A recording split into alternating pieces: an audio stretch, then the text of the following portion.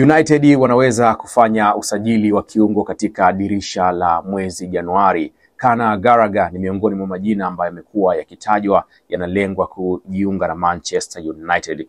Kwanza, huyu ni kiungo mwenye nguvu na uzoefu katika ligi ya England, na ripoti zinaonyesha kwamba klabu ya Manchester inataka kumpata kwa mkopo wa miezi michache kisha kuangalia uwezekano wa kuweza kumsajili moja kwa moja kwenye dirisha la majira ya joto, na thamani yake inatajwa kuwa huenda ikawa ni angalau paundi milioni 40 hivi.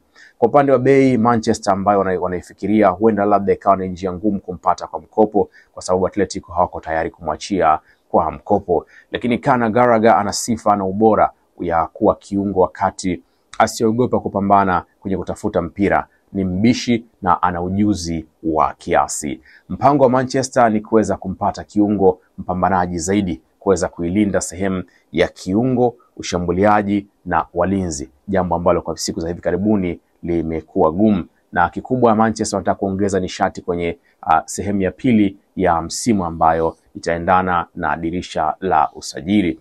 Takwimu za Conor Gallagher katika msimu huu sio mbaya ndani ya kikosi cha Atletico Madrid. Kwa mujibu wa Foot30, msimu huu amecheza michezo 12 ya La Liga na akicheza michezo 4 ya Champions League, na amekuwa na takwimu nzuri japokuwa bado hajapasia nyavu, lakini ana assist moja.